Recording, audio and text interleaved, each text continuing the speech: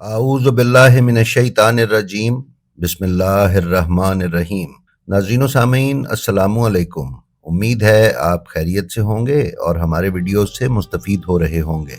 नाज़रीन गिरामी, ईद उल फितर के पुरमसरत मौके पर हम आपको ईद मुबारक कहते हैं और ये दुआ करते हैं कि अल्लाह ताला आप और आपके तमाम घर वालों को ऐसी ढेरों ईदें देखना नसीब फरमाए, और हमारे वो बहन भाई जो बीमार हैं या किसी मुश्किल में गिरफ्तार हैं, मौला उनको बीमार करबला के सदके और हज़रत अब्बास अलैहिस्सलाम बाबुल हवाइज के सदके उनकी परेशानियां दूर फरमाएं और सेहत कामिला व आजिला अता फरमाएं।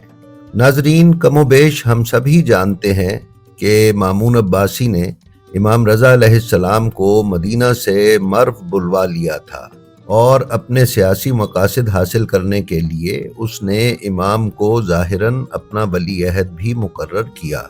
मामून के इन्हीं मकासद के तहत एक अहम वाक़या ईद उल फितर की नमाज पढ़ाने का है, जिसमें ज़ाहिरन ये बयान किया जाता है कि मामून ईद के दिन बीमार पड़ गया या कोई और वजह थी कि मामून ईद की नमाज का खुतबा पढ़ाने के लिए नहीं आ सका। उसने इमाम से दरख्वास्त की कि वो ईद की नमाज पढ़ाएं।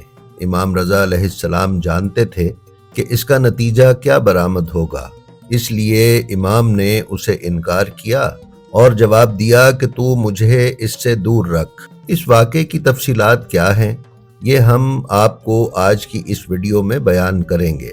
तो आइए चलते हैं अपनी आज की वीडियो पर। नाजरीन मुअज़्ज़म, जैसा कि हमने बयान किया है कि मामून अब्बासी ने इमाम अली रज़ा अलैहिस्सलाम को मदीना से मर्व बुलवाकर मुस्तकिल नज़रबंद किया हुआ था। मर्व इस वक्त रूस की रियासत तुर्कमानिस्तान का एक शहर है। मामून अवाम के सामने इमाम के साथ आला बर्ताव का ड्रामा करता रहता था और जाहिर करता था कि वो रसूल अकरम के चचा के ख़ानदान से होने की वजह से अहले बैत से मोहब्बत करता है। ताहम उसका सियासी मकसद पूरा हो गया तो उसने इमाम को जहर देकर शहीद कर दिया। नाजरीन, रियान बिन सलत और यासिर खादिम जो इस वाक़े में मौजूद थे, वो इस बात को नकल करते हैं कि सन 201 हिजरी में जब इमाम वली अहद थे, ईद उल फितर के मौके पर मामून ने बीमारी या किसी और वजह से इमाम से कहा कि वो अवाम को ईद की नमाज पढ़ाएं। मकसद ये था कि इमाम अलैहिस्सलाम अवाम की नज़र में बिल्कुल एक हुक्मरान नज़र आएं और लोग इस नतीजे पर पहुंच जाएं कि आपने अपने अहदाफ़े इलाही को छोड़कर मामून की अताअत कबूल कर ली है। इमाम ने इनकार फरमा दिया। मामून बार बार इमाम को कहता और इमाम इनकार करते।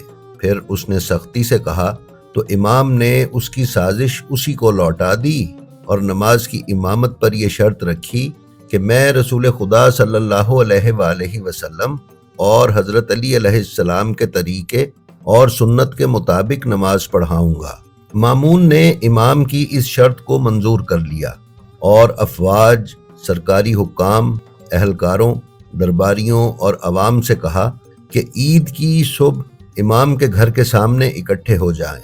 सुबह के वक्त अवाम ने इमाम के घर और रास्ते में इज्तिमा किया और बाज़ लोग अपने घरों की छतों पर चढ़ गए कि इमाम अलैहिस्सलाम को देखकर सीरत नबवी सल्लल्लाहु अलैहि वसल्लम का करीब से मुशाहिदा करें। दूर दराज से घोड़ों पर सवार होकर फौजी हुक्काम भी मर्व आए और सब तुलुए आफताब तक इमाम अलैहिस्सलाम के घर के सामने इकट्ठे हो गए। इमाम अलैहिस्सलाम ने ईद के लिए गुस्ल किया, लिबास पहना और कितान का सफ़ेद अमामा सर पर रखा, जिसका एक सिरा इमाम के सीना मुबारक पर लटक रहा था और दूसरी तरफ का सिरा आपके कंधे पर था। आपने सफ़ेद अबा पहनी और उसकी आस्तीनें उलट दी। फिर इमाम ने खुशबू लगाई। आपके हाथ में एक असा था। आपने अपने गुलामों से फरमाया, तुम भी मेरी तरह का लिबास पहनकर आओ। फिर इमाम ने उन्हें हुक्म दिया कि वो आपसे आगे आगे चलें। फिर इमाम नंगे पांव घर से बाहर आए और मुसल्लाए नमाज की तरफ चल दिए। थोड़ा सा फासला तय करने के बाद सर आसमान की तरफ उठाया और तकबीर की सदा बुलंद की। इमाम ने अल्लाह अकबर कहा तो गुलामों ने भी आपकी पैरवी की।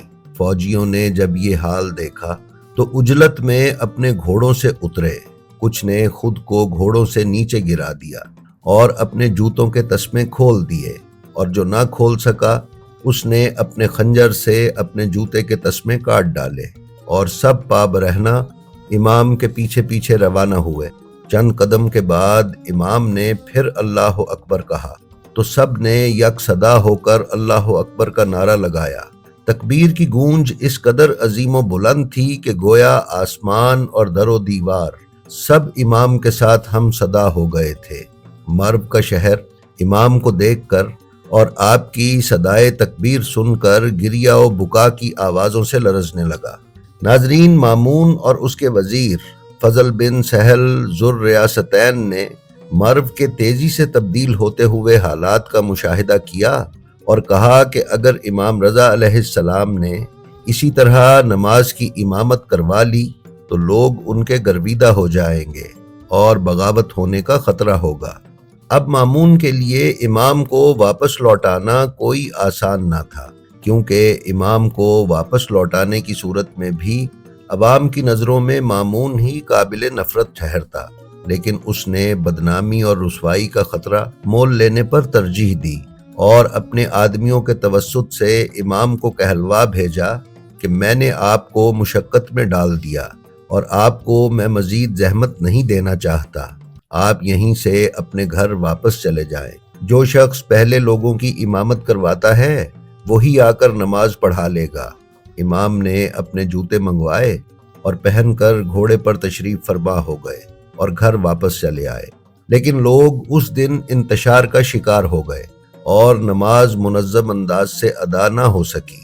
ناظرین، مامون شاید سوچ بھی نہیں سکتا تھا کہ عوام تو کیا، اس کے کمانڈر اور سپاہی اور سرکاری اہلکار بھی اس طرح امام کی اطاعت کریں گے اور اپنا منصب، عہدہ اور سب کچھ بھول کر اپنے آپ کو اپنی سواریوں سے گرا گرا کر بارفتگی کے عالم میں امام کے پیچھے چل پڑیں گے۔ یہ نشیب و فراز سے بھرپور شیعہ تاریخ کا ایک واقعہ ہے جو 1 شوال سن 201 ہجری میں رونما ہوا۔ رسول اللہ صلی اللہ علیہ وآلہ وسلم کے وصال کو 190 سال گزر چکے تھے۔ دور دراز ممالک کے لوگ رسول اللہ صلی اللہ علیہ وآلہ وسلم کی نماز سے ناواقف تھے، چنانچہ امام علیہ السلام نے انہیں رسول اللہ صلی اللہ علیہ وآلہ وسلم اور جناب امیر المومنین علیہ السلام کی نماز زندہ کر کے دکھانے کی کوشش کی۔ امام نے خشوع و خضوع کے ساتھ گھر سے نکل کر اونچی آواز سے ورد شروع کیا۔ لوگوں نے ان اذکار کو کبھی نہیں سنا تھا، اب سنا تو مبہوت ہو گئے۔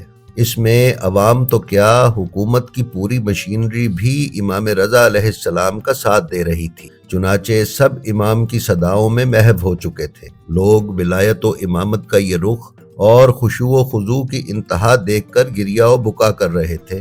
مامون اور اس کے گماشتوں کو یہ بالکل توقع نہ تھی کہ لوگ فرزند رسول سے اتنی محبت کرتے ہوں گے اور اس کی سازش ناکام ہوگی۔ ناظرین، اصل میں مامون عباسی کی ماں کے ایک ایرانی کنیز ہونے کی وجہ سے اس کو اپنی حکومت قائم کرنے اور چلانے میں بہت دشواری کا سامنا تھا۔ امام کو کٹھ پتلی بنا کر اور خود پیچھے رہ کر وہ حکومت ہموار کرنے کا ارادہ کیے ہوئے تھا، لیکن اب اسے اپنی کشتی ڈوبتی نظر آ رہی تھی۔ امام کے ساتھ موجود لوگوں نے جب امام کی اس الہی کیفیت کا مشاہدہ کیا کہ امام خود کو بارگاہ الہی میں پیش کرنے کے لیے جا رہے ہیں اور چہرہ مبارک پر اشک بندگی رواں ہیں اور دنیا و ما فیہا سے بیگانہ ہیں، تو وہ لوگ جو چھتوں پر تماشا دیکھنے بیٹھے تھے وہ بھی اتر آئے اور نمازیوں کے قافلے میں شامل ہو گئے۔